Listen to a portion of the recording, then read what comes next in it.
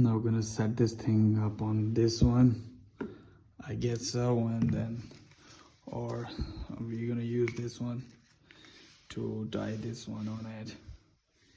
So it's gonna look like this. I will show you in a bit. So first we need to set this thing up on this one so we can use the GoPro on it, like here.